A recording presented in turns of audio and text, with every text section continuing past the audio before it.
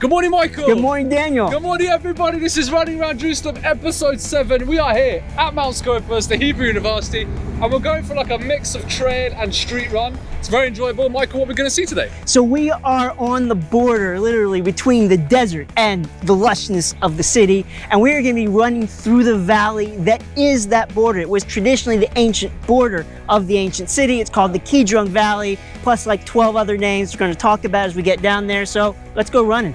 Come run with us, enjoy. Let's go.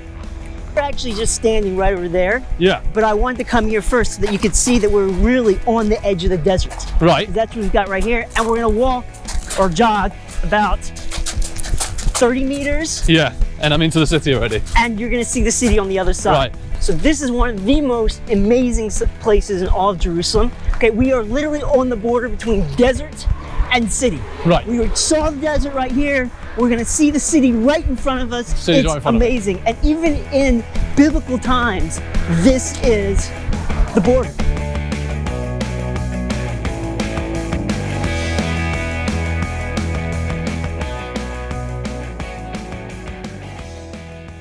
The Hebrew University here is also a pretty interesting story, okay? It's founded in the 1920s, but during the Independence War, 1947, It would have been cut off. it gets cut off. Right. So for 19 years, from 1948 until 1967, this is like an island of Israel within Jordan. All this around us is Jordan, except for where we are right now. Which is also the highest point because it sits the highest point of Jerusalem. So Exactly, therefore, we are at the highest point in Jerusalem.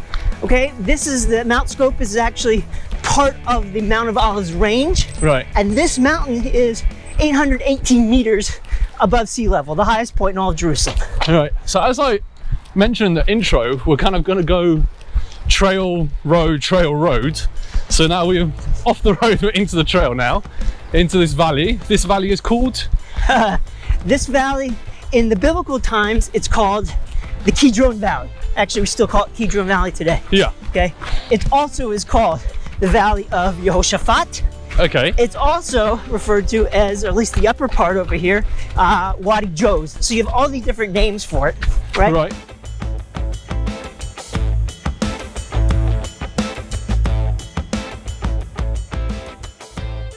Now, we cutely titled this run, Running Through the Valley of the Shadow of Death. Very cutely, I thought. Yes.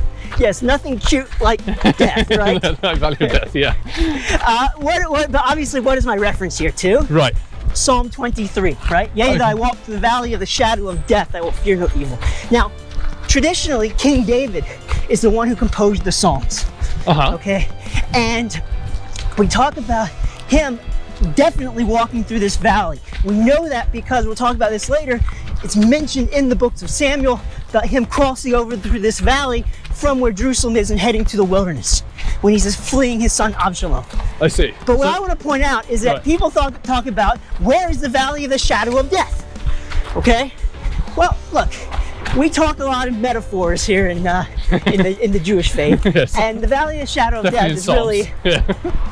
really Yeah. more of a metaphor. But if I'm telling you we're about to go into the valley of shadow of death, you feel okay? You ready? I'm fine with that. Are you guys ready to go to the valley of shadow of death? I'm fine with that. So That's the wrong answer. effectively what we're saying here is that if in ancient times you would have left Jerusalem, going into this valley would have been the beginning of the wilderness or the beginning of outside the city. Well, it's absolutely one of the interpretations of this. Yes. Right. But what you really should say when I ask you if you're ready to go into the valley of the shadow of death is say, as long as you're with me. Oh, that's lovely.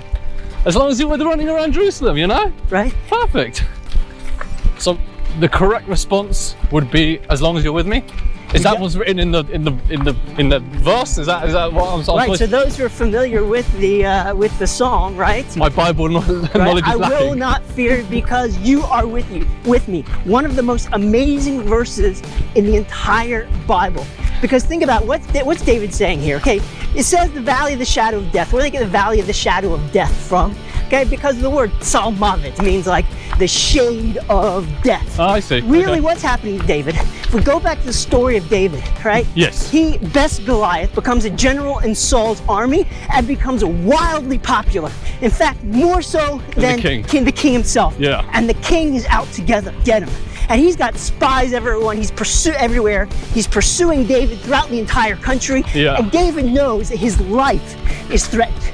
And so he's saying, even though my life is in danger, I'm not going to be afraid because you're with me. Now, he's talking about God being with him. He feels that someone is with him, is loving him, is supporting him here. The amazing thing is that even for those who are not the Bible believers here, Right. which there are plenty, Sure. okay, it's still an amazing verse because you think about it, what gives you strength?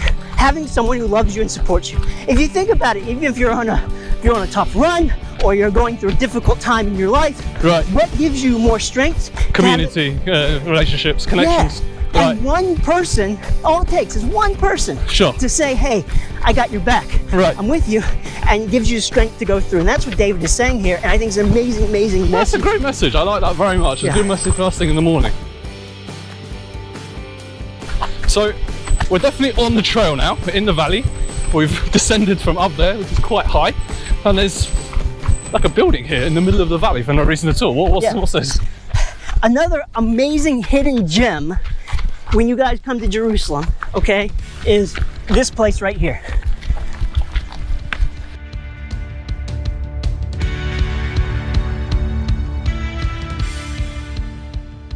So this building is amazing. Why? It's one of the hidden gems here in Jerusalem because it's called the Sifting Project. Okay, now there are actually two different sifting projects going on right now in this area. This One was right at the top. One was right at the top. This Right. one is actually run by the City of David Foundation. Uh-huh. And what it is that if you have an archaeological excavation, let's say you're digging out a tunnel, like the ancient tunnel and road they're digging out from the Second Temple period time right now. Yeah. So they don't just take all the dirt and dump it somewhere, okay? They take the dirt, they bring it to this facility right here, and they do what's called wet sifting through all this dirt. And through that, they're able to find all kinds of amazing treasures that you would otherwise miss. We're talking about coins, seal impressions, and all kinds of things like that. All tiny bits and pieces that are just hidden in the dirt. Yeah, Right. exactly. For example, one of the things they find in a sifting project like this was that golden bell, which I'll show you a picture of right here, which is described when it describes the high priest's garment during the Second Temple period. Right. It talks about him having on the bottom of his cloak pomegranates and bells, and so this gives you an idea of the type of bell that would have been there. So you find amazing things. Now, this project started because in the year 2000, the Waqf Authority, which is the Muslim religious authority that runs day-to-day Temple life Mount, on Temple Mount, okay? They were heading this way, okay? They decided that without permission, they were going to build these huge monumental entrances to one of the underground mosques up there. Right. And they took all the dirt that they had dug out from the Temple Mount. Instead of using an archaeologist to go through it, they dumped it in the valley. Yeah. So there was a couple of private people in the Israeli side who said, hey, there's archaeological treasures here.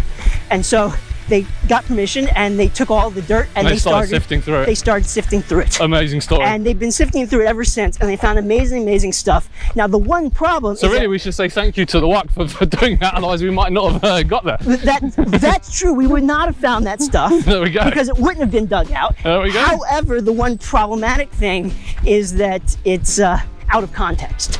So Right. even though we find things like half shekel coins and things from all different time periods, even going back to the First Temple time, it's all jumbled together. Well, we'll go with glass half full.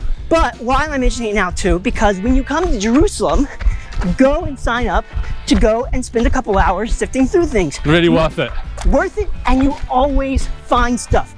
Everybody there finds stuff. Really? You're going to do some sifting yourself? Absolutely. I was That's a great there experience. with a group of students once, actually a few months ago before the whole COVID thing happened. Right. And we found like 4 coins in 2 hours. Amazing stuff. Amazing stuff.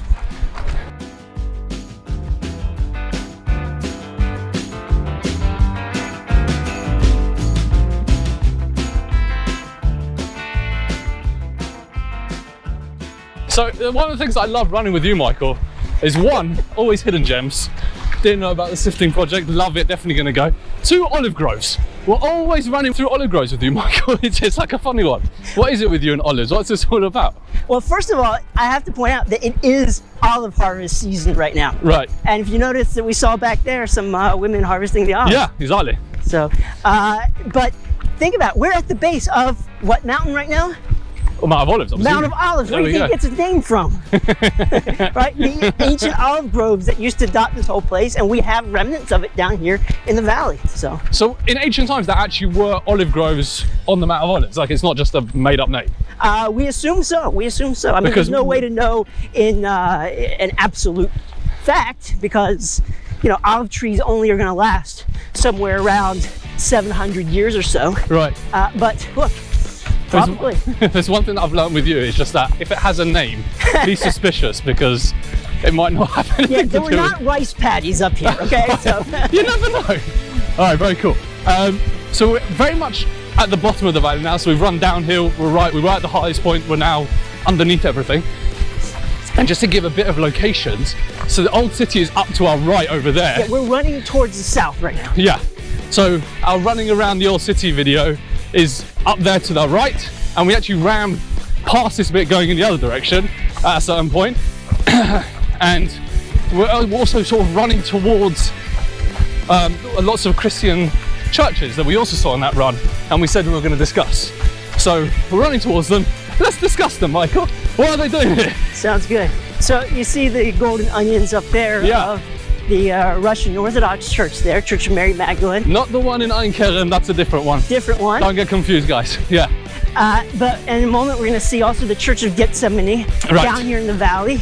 But the Mount of Olives is really important to the Christians because this is the site of the ascension of Jesus to heaven. So after he's resurrected, he spends some time down here appearing to his disciples. Right. And then he ascends up to heaven. Okay, so this valley is important because we said Jesus comes to this valley and who's he communicate with? He does come to this valley, which is pretty amazing. So the Mount of Olives is important because that's where the ascension of Jesus is going to happen. Right. All right. But then he's going to... What's to our left? That's to our left, right. Yeah. He also, during his last week, he's going to constantly travel up and over this valley. And that leads us to this site that's right in front of us here, and these olive groves. Because as you mentioned, and with the olive groves, as you mentioned, he's going to be walking in this valley. There are few places that you can go to in this country where you can say for sure, hey, Jesus would have walked here. Right. All right, this valley is going to be one of them, because this is the site of his last prayer down at what they call the Garden of Gethsemane, and it's also going to be where he's captured and where then he's taken to trial and ultimately crucified. So I'm literally running through a valley right now, which Jesus definitely walked through and King David definitely walked through. Yes. It's an impressive place to be. And in our theme of the valley of the shadow of death, death is definitely hanging over Jesus when he's down in here. For sure. Because that's where he's captured.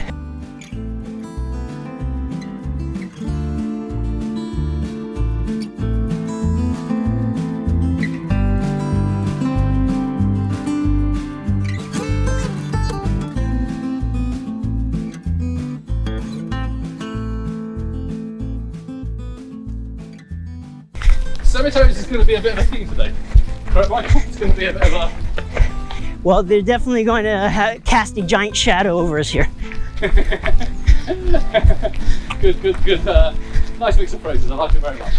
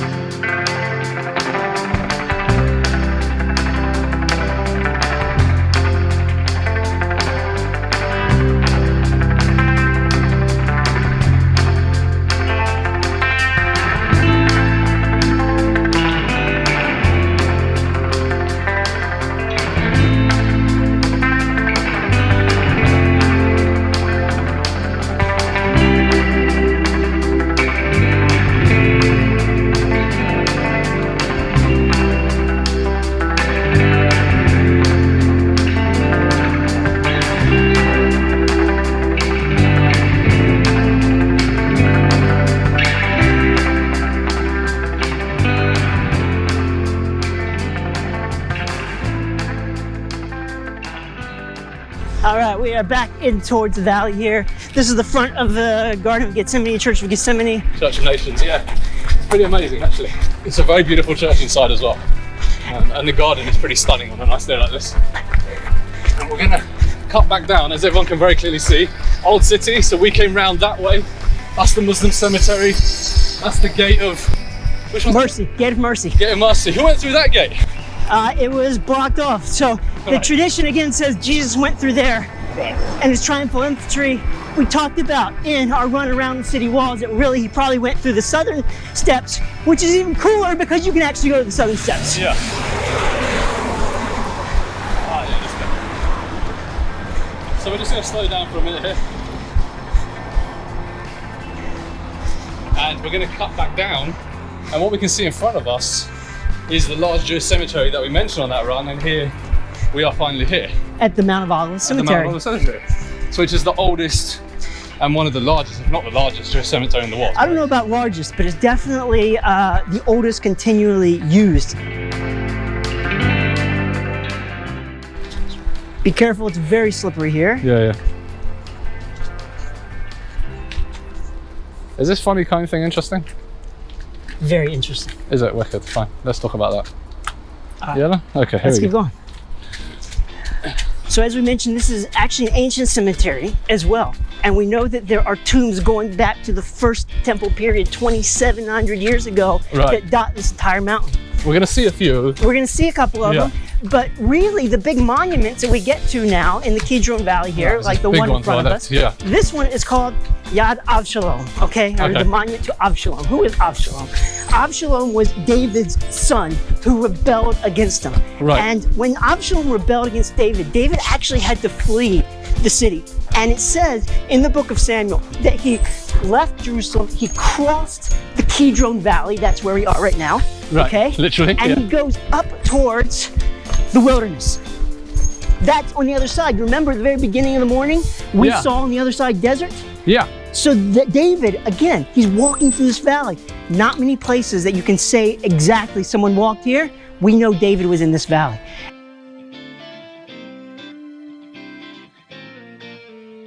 It says also in the book of Samuel that Absalom built a monument to himself. I see. Okay? Which is that? Which is not that. Okay? This is actually At one point, we're going to go somewhere with a name, and the name's going to match, and it's going to be the right... I'm telling you, it's going to happen. Bear with us. Okay. Right. This is actually a second temple period tomb. We know that because we have other tombs that look very similar to this we found around the Mediterranean in different places from that time period as well. But here's the cool thing. I'm going to show you a picture right now of this monument from about 100 years ago. And you'll see that there's stones, right, piled way up into the monument. Parents used to take their kids over here who were rebellious, and they would take the stones and they'd throw them at the monument and say, remember what happens to rebellious sons. Because what ultimately happened... Oh, Jewish mother's tale. This is what happens. If you don't behave, we're going to put you a stone monument in the Mount of Olives, right? Exactly, because what ultimately happens to Avshalom? Right. Avshalom leads the rebellion against David, okay? David flees the city. Avshalom then sleeps with all of David's concubines in public. This is a lovely story. Okay? Yeah. David gives his commander, Yoav, the express instructions, don't kill my son. Right. Nonetheless, Yoav hunts him down and kills him. Ultimately, rebellious son. Rebellious son, which has nothing to do with the rebellious son, is like 100 and 500 years later. So, that's fine. There we go. All right, so we're going off the beaten track for a second. To another one of the monuments that's here in the Valley of Kidron. Please tell me the name is correct this time. This is called Zechariah's tomb. It is neither a tomb, nor does anything to do with Zechariah.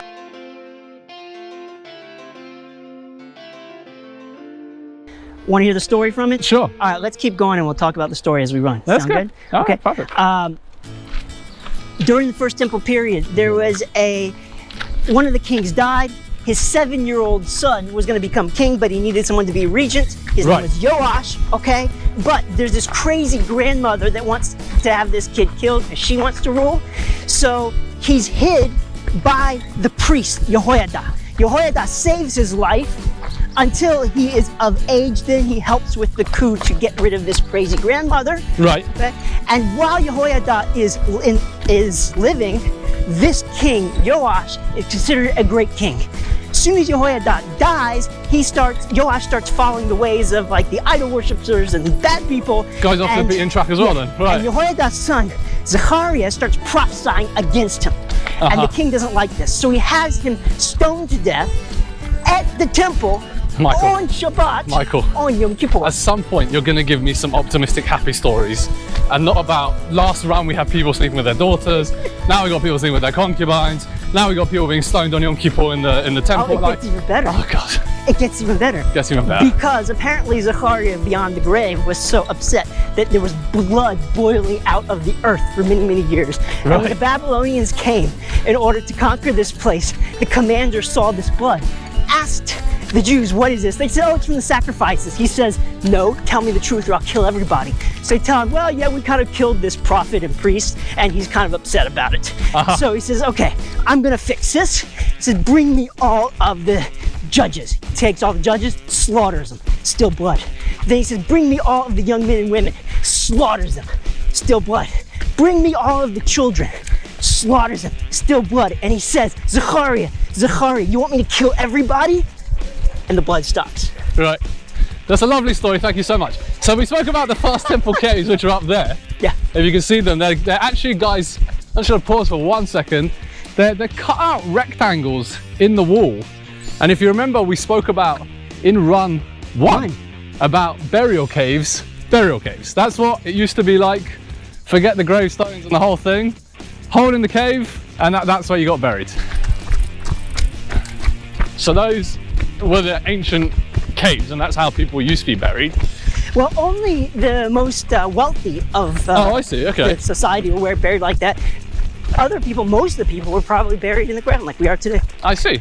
So effectively, we're running still through the cemetery, even though we can't see the gravestones. Well, we basically are getting to the end of it, but you notice we were on this path, and still right along the edges of the path would have been tombs, would have been graves. Right. A lot of this cemetery was actually uprooted during the 19 years that Jordan controlled this area. They actually uprooted a lot of the tombstones. They used them to pave roads and sidewalks and stuff. Luckily, someone had a hand-drawn map of the cemetery from before 1947, and after 1967, when Israel took control of this place again, we were able to come back and they started to locate the tombstones and put them back together, and they're still kind of in the middle of that. Right. Basically, the tombstones were taken and used to pave other things, correct? Yeah. Okay. So the scenery has definitely changed around me. Yep. We are in the Arab neighborhood of Silwan right now. And what I noticed is that the upper houses above us there were basically built on top of those ancient burial tombs. So basically the town is built on top of the cemetery. Yeah, if you got rid of all these houses to our left, you would basically have over 50 burial caves from the first temple period. They did a survey back here in the 1970s. So they went and they checked all these and they found them all. But then all around ancient Jerusalem, including where we were on run number 1, there are over 150 of these burial caves all around. I see. So we're running through the town of Silwan, and as you say, it's built on top of a cemetery. It's very strange. Again, another very Jerusalemite thing where things are built on top of things on top of things. And by the way, immediately to our right here, this is the city of David. We're at the bottom part of the ancient city of Jerusalem. Right, this is where Jerusalem began as a city. Right, as we spoke about so many times throughout our runs, the city of David was actually on the valley going down. Yeah, on the slope. On the slope. And that's this slope. This is what we can see right here. This is the ancient city of David. I still really want us to do a run just going through the city of David. Right. One day.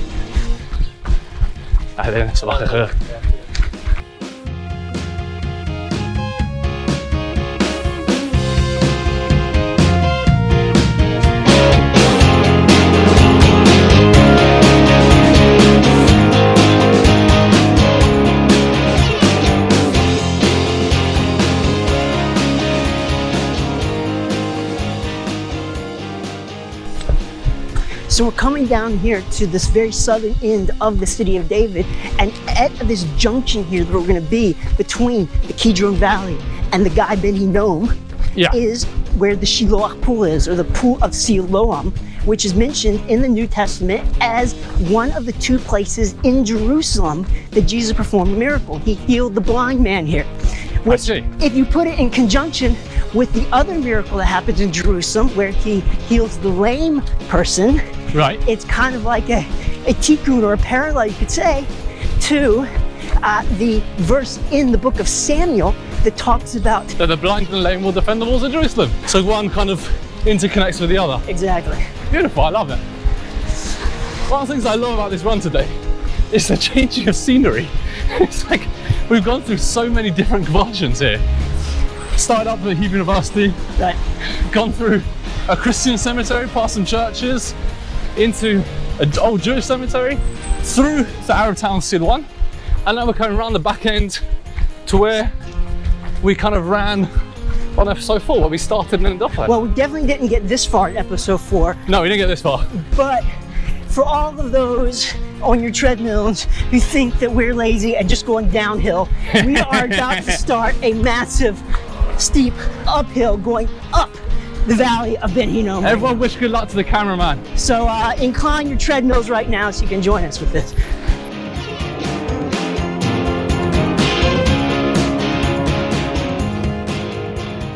In ancient times, King David City would be here above us, correct? Yeah, we're already past it at this point. Really? Okay, but it's up in that way. It really wasn't that big. No, it was 15 acres large. Oh, wow. Which is really tiny. Really small.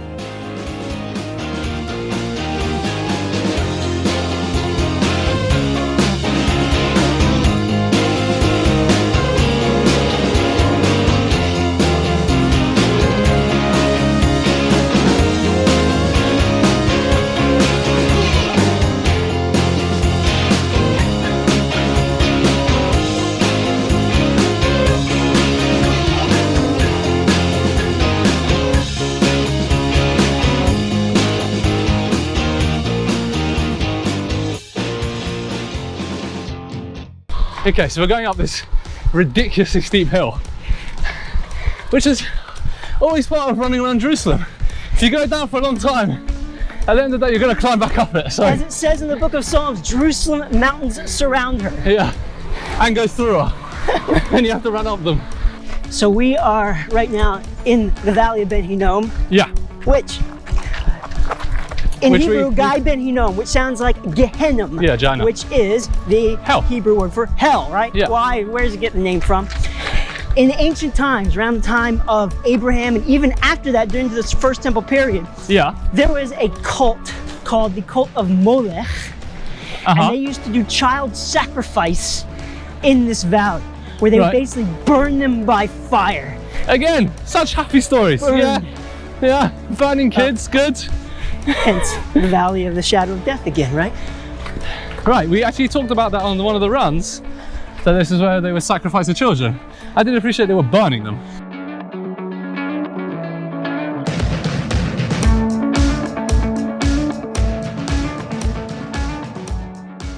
This is a great place to remind people that, especially when you're doing trail running, right, that it's okay to walk sections of it. Oh, 100%, especially on steep uphills. It's actually faster.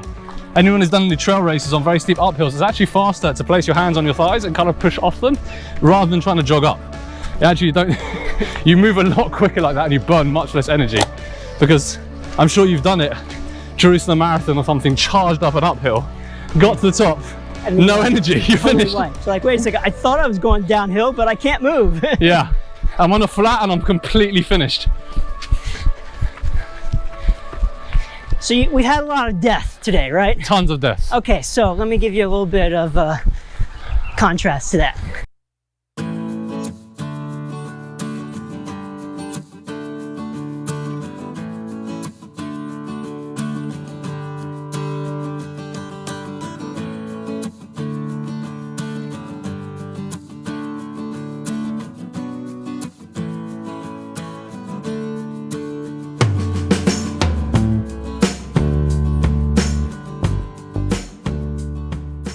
So we're going up above the valley now, a bit out of the valley, and we're going to go on top of it. There's a very nice boardwalk, which is really a good run for anyone who wants to run out here. Boardwalk, come down into the trail, have a bit of a trail run and a boardwalk run.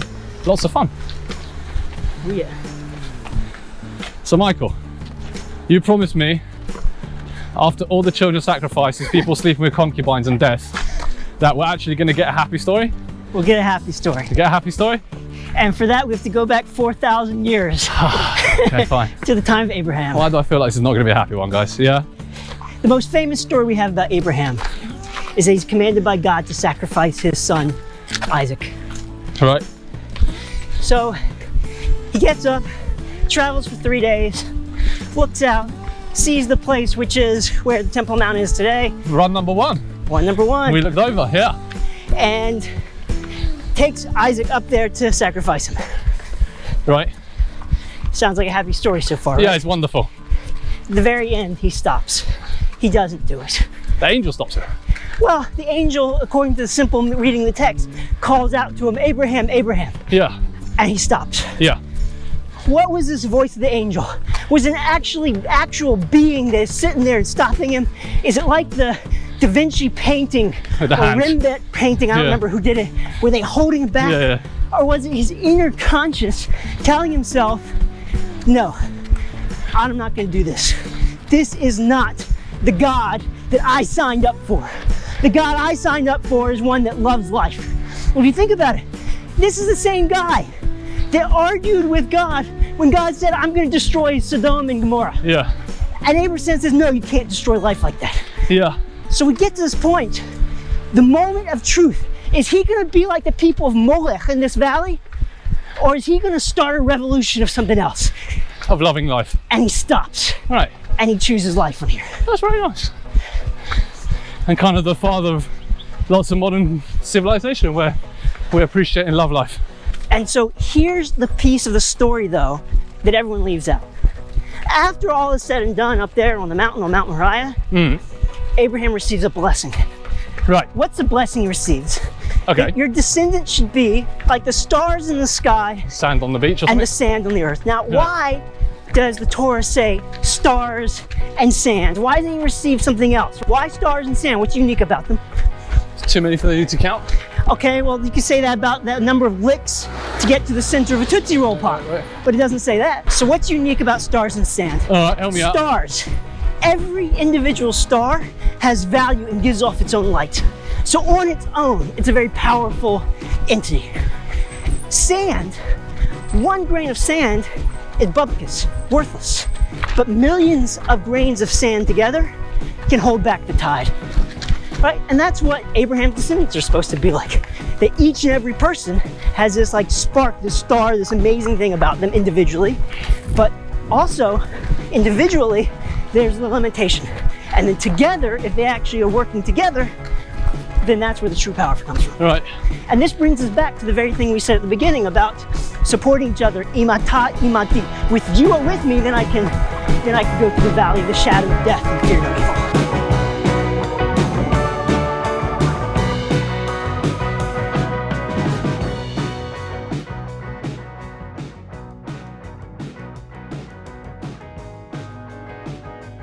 Basically, most of the modern world would have Abraham as a forefather. So when we say the descendants of Abraham, it's me, you, and everyone else out there as well. Yeah. Pretty much it's all of us.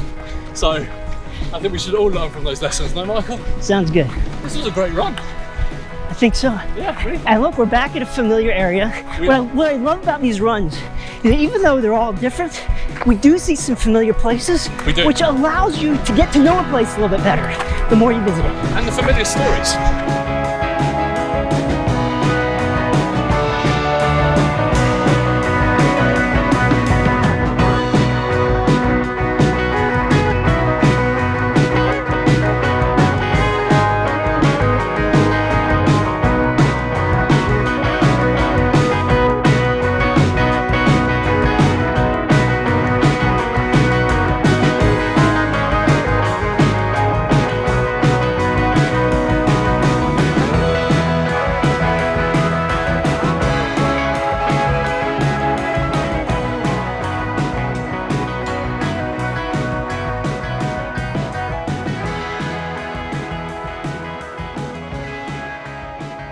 Michael, that was a great run. That was around 5k. Lots of downhill, nice little steep uphill at the end. A great run for anyone coming to visit, really enjoyable, especially the boardwalk and the stairs into the valley, unbelievable. And you really get to see a piece of Jerusalem that not a ton of people make Pieces. as priority. Yeah, pieces. We really saw the changing scenery between trail running, up on the road, into the East Jerusalem, through the town, City of David. A whole like mix of kind of places, really, really enjoyable. Strongly recommend it. Please subscribe, share our videos, subscribe to the Facebook, get our word out there and communicate with us. Tell us what you would like to see in Jerusalem. We would love to hear from you. Coming next time, running around Jerusalem. Have a good one.